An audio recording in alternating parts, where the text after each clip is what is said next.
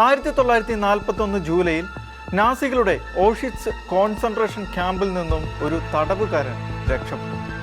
അതിൻ്റെ പ്രതികാരമായി 10 തടവുകാരെ തിരഞ്ഞെടുത്ത് മരണത്തിന് വിധിക്കുവാനായിരുന്നു നാസികൾ തീരുമാനിച്ചത്. അവരിൽ ഒരാളായിരുന്നു ഫ്രാൻസിസക് എന്ന ചെറുപ്പക്കാരൻ.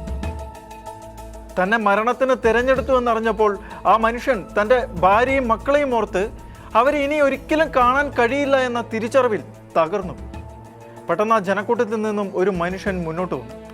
അയാൾ ഒരു കത്തോലിക്ക വൈദികനായിരുന്നു, ഫാദർ മാക്സിമിലിയൻ മരിയ കോൾബെ. ഫ്രാൻസിസക്കിന് പകരം താൻ മരിക്കാമെന്ന് അദ്ദേഹം അറിയിച്ചു. നാസികൾ ആ അഭ്യർത്ഥന സ്വീകരിച്ചു. കോൾബെ മരണത്തിന് വിധിക്കപ്പെട്ട മറ്റ് തടവുകാരും വിശപ്പ് മുറിയിലേക്ക് അയക്കപ്പെട്ടു. വിശപ്പും പീഡനവും നിറഞ്ഞ ആ ഇരുണ്ട മുറിയിൽ പോലും കോൾബെ തൻ്റെ സഹതടവുകാരെ ആശ്വസിപ്പിച്ചു.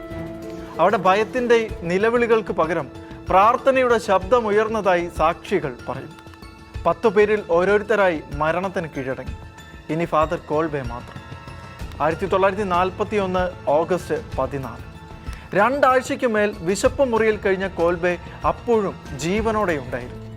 നാസികൾ അദ്ദേഹത്തിന് ഏറ്റവും ക്രൂരമായ രീതിയിൽ വിഷമരുന്നിൻ്റെ കുത്തിവയ്പ് നൽകി.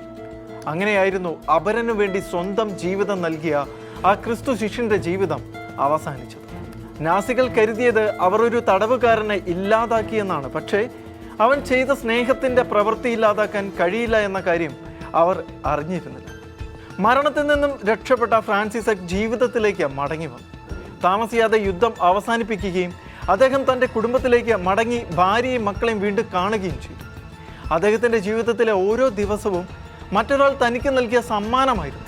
അതുകൊണ്ട് തന്നെ ജീവിതത്തിൽ ശേഷിച്ച വർഷങ്ങളിൽ അദ്ദേഹം ലോകത്തോടെ കോൾബെയുടെ സാക്ഷ്യം പറഞ്ഞുകൊണ്ടേയിരുന്നു.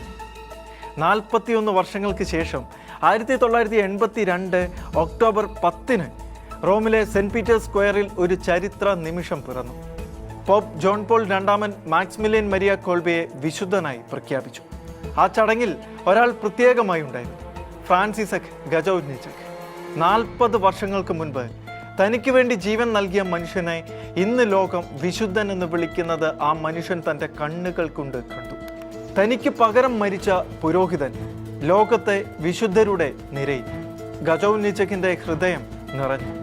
ഇന്ന് ഓഷിറ്റ്സിൻ്റെ ആ വിശപ്പ് മുറി ചരിത്രത്തിലെ ഒരു സ്മാരകമാണ്. അവിടെ നിശബ്ദമായി നിൽക്കുമ്പോൾ ഒരു ചോദ്യം നമ്മെ പിന്തുടരും. ഒരു മനുഷ്യന് മറ്റൊരാൾക്ക് വേണ്ടി ഇത്രയും സ്നേഹിക്കാൻ കഴിയുമെങ്കിൽ അതിൻ്റെ പ്രചോദനം എവിടെ നിന്നായിരിക്കും?